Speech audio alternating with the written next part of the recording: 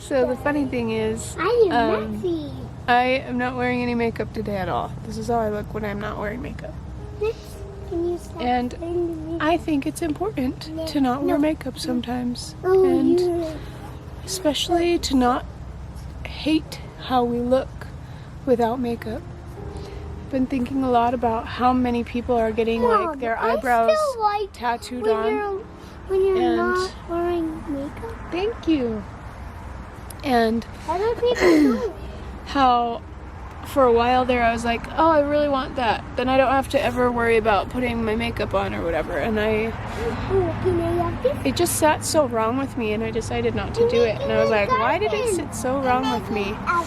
And I think I've come to two conclusions as to why. And I think one is that I might have some sort of an allergic reaction to it. I feel like I will. Even if I'd end up not. I don't know why, I just kind of feel like I will. And then the other thing is that I get tired of seeing basically filters like on people and not seeing what they truly look like or who they truly are. And it's not that I'm condemning it, because I also sometimes I'm like, oh yeah, I want to wear makeup and I want to get dressed up and look nice and presentable, right? Only on church she wears makeup. Only on church days do I wear makeup, he says. Max, keep it in there. Keep it in.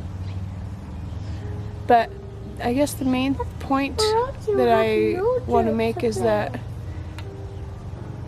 I really want it to be normal to wear no makeup. For me, I am choosing to have it be a thing where sometimes I just don't wear makeup, and that's how it is, and it's okay. And like, I'm still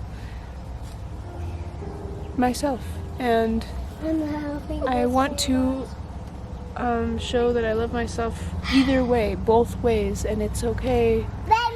The only reason why I'm gonna put on makeup is because I feel like I want to, and not because I feel like people are gonna judge me one way or another. No, I want to do it if I want to do it, and I don't want to do it if I don't want to do it. That's all. It's really actually cool to be able to look back on this video and see the beginnings of what I was feeling, and see the beginnings of this formulation of a thought in my brain. And the reality is that I don't believe we have been taught or are constantly teaching our children enough how much they have value just for being them. And that just by putting makeup on your face, that doesn't actually add to your value. It can help you feel more put together and more self-love and more cared for. I think it's just about the same as when you throw together lunch versus when you really put some care and love into it. And it's almost like you can taste the difference in the food. Like, some of it just tastes so much better when it's like you can tell somebody cared when they put it together for you.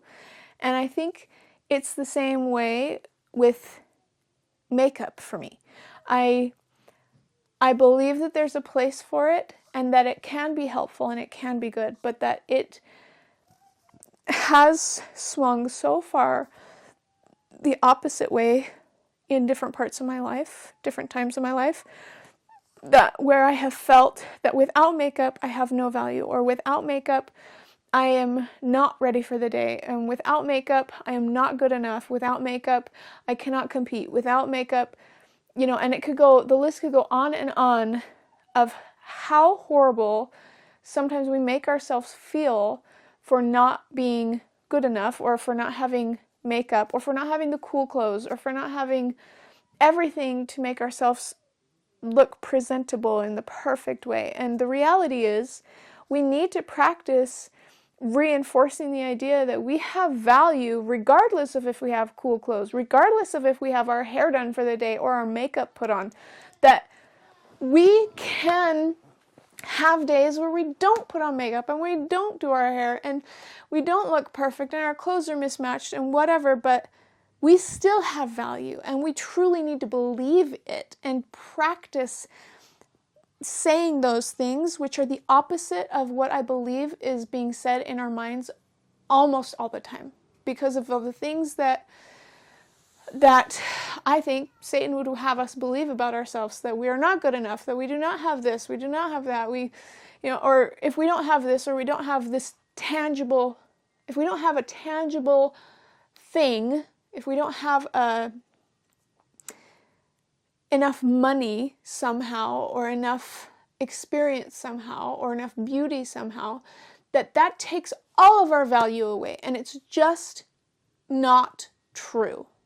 That we have value. And this is just so interesting watching back in the day when I was starting to get this feeling and not quite sure how to put it into words. And now I'm like, no! I know exactly what you're feeling. It's that you need to be able to express yourself and show, practicing not fitting into a mold, or not doing something the way the world tells you is perfect just because they say that it's perfect. Because those things change. I mean, look at eyebrows in the last 10 years. That's changed a lot. And I mean, a lot of things have changed a lot, and we cannot keep putting so much worth on these things that are just not that important. You don't have to agree with me. And in fact, you could have skipped that whole thing and I wouldn't even be offended. But that is how I'm feeling in my heart right now, that it is not a truth that if we are not ready for the day, if we do not have perfect clothes, if we do not have all these things, then we do not have value. It is just not true. We have value, even without all those things. And we need to practice saying that to ourselves all day, every day, to be able to undo the damage that's been done by the opposite of that being told to us all the time.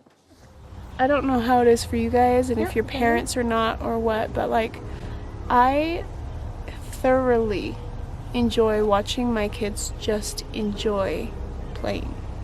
Like, it is so satisfying to me to just watch them play. So like, what would be an ultimate super boring thing maybe for you guys, just sitting here watching my kids play with the sandbox, like for me, so satisfying and so gratifying, just like, oh, it's so fulfilling.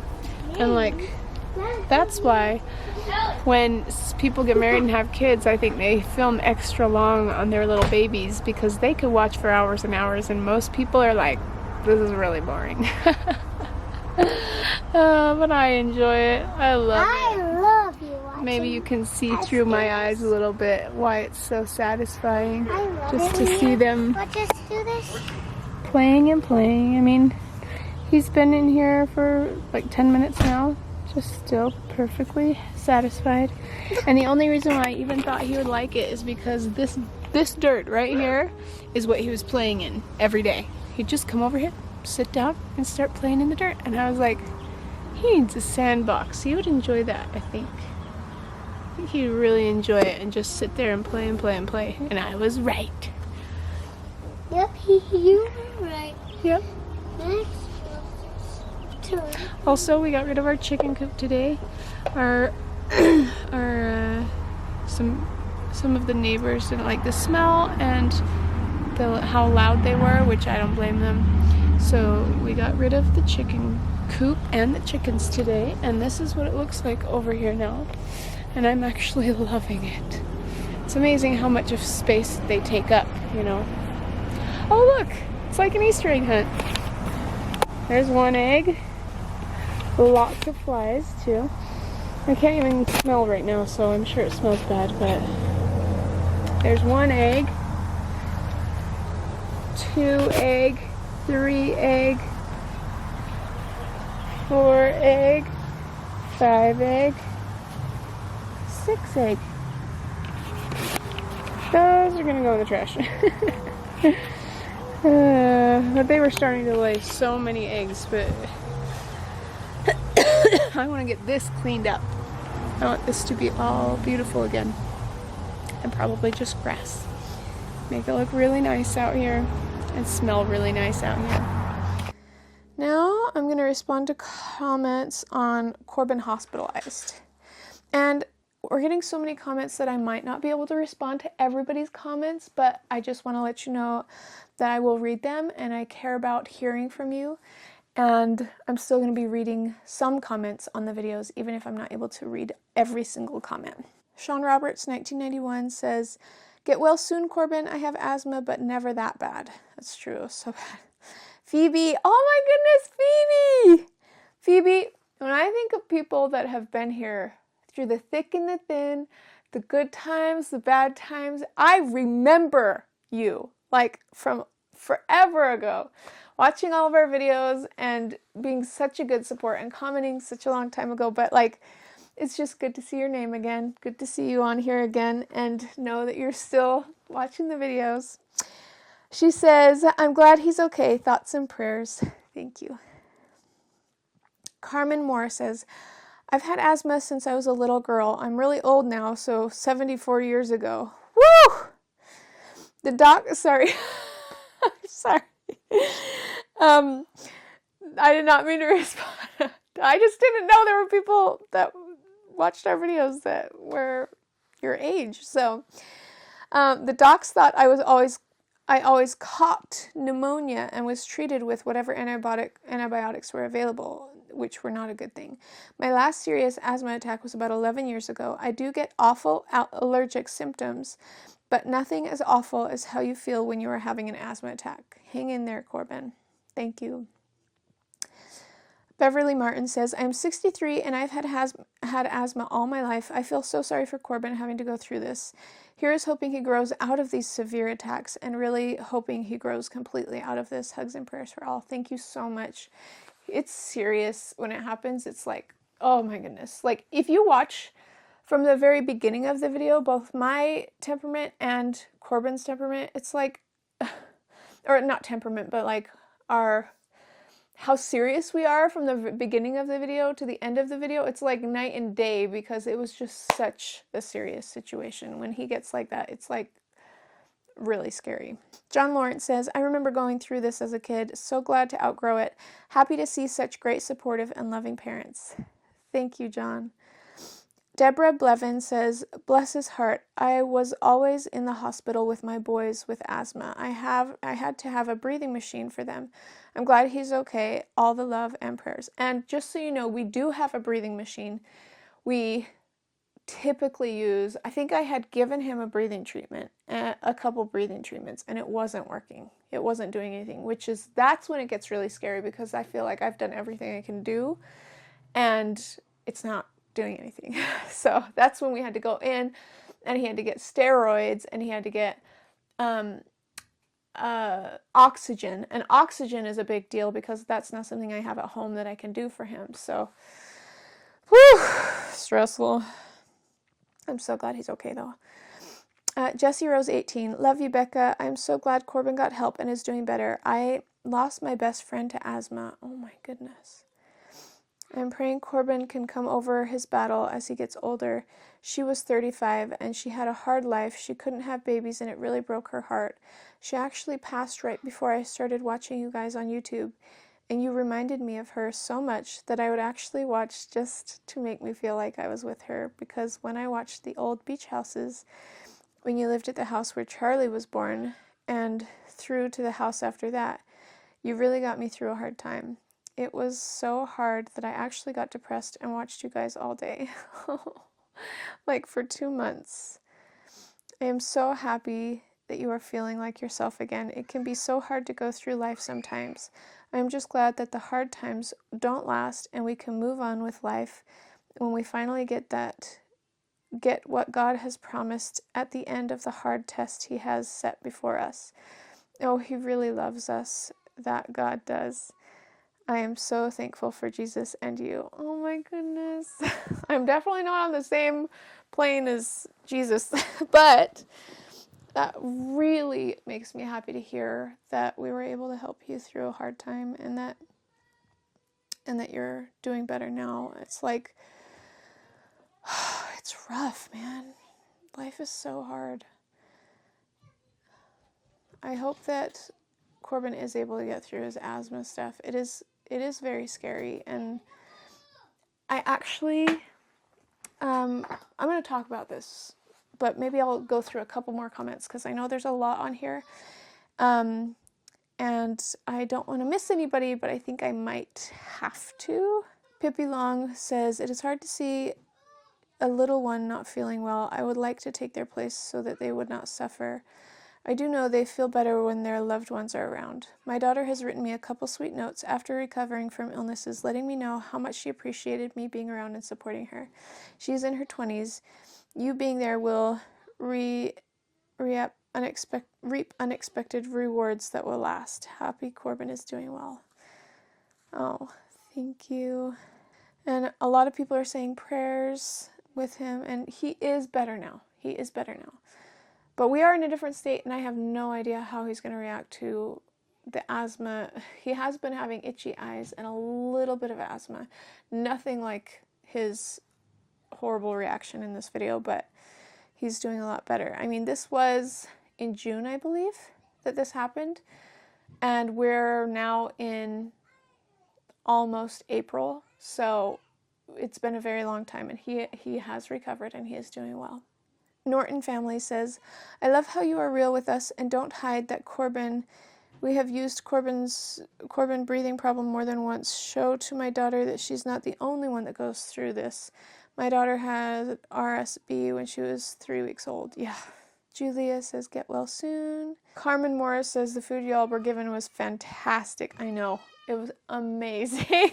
I was like, I don't know who complains about hospital food. I love eating at the hospital. I sometimes just want to go to the hospital instead of a restaurant because it's real food.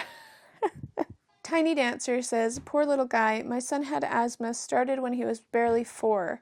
He pretty much grew out of it by the time he went off to college. He is 50, and so far he only had a bit of wheezing when the pollen counts get to him or if he is out in the cold air too much and too long, which isn't a problem now that we are living in Florida. Awesome.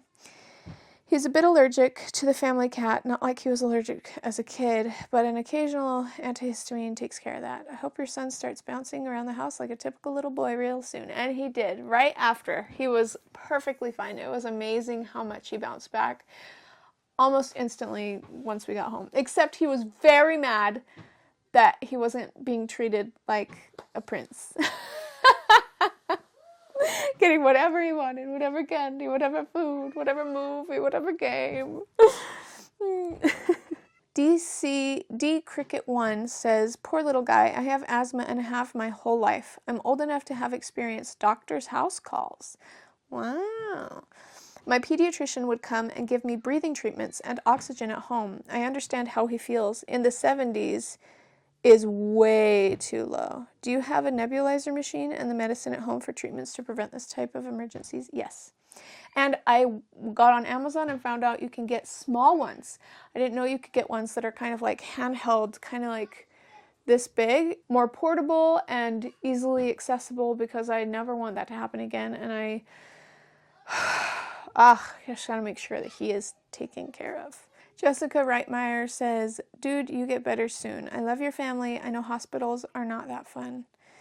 Maybe I should get Corbin in here so you guys can see him. Okay, Corbin, sit up a little bit and tell them how you're feeling after that doctor's... That was almost... Let's see. So that was almost a year ago that you had your big asthma attack that you went to the hospital with. And all... For 3 years. Yeah. 3 years. How did you like that? Not very much. But you liked certain parts of it. You didn't like what parts did you not like, and what parts did you like? I hated the IV. Yeah. It was like, it hurt at the beginning, but then I got used to it, and then it was just annoying. It didn't hurt, but it was annoying. Mm-hmm. And how have you been feeling now? Better.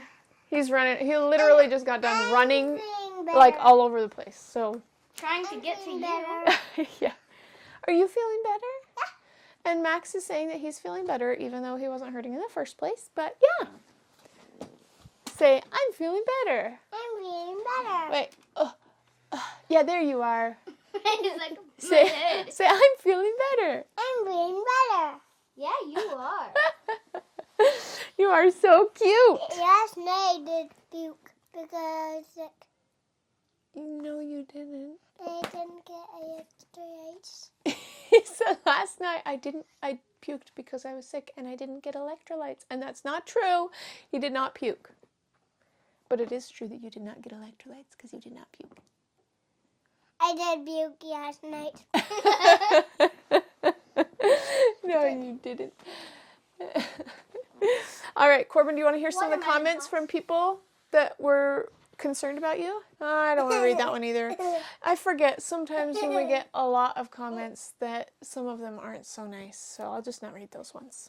Oh, that's a really good question. So Jude DiMatteo said, just a question. If your kid is struggling to breathe, why didn't you call an ambulance faster with an ambulance than you driving? What if something would have happened to him? Major league. So we were only 3 minutes away from the hospital. That's the only reason why I didn't call an ambulance. And the other reason is because I wasn't sure if it was going to be covered with insurance. And like it or not, sometimes that is a factor.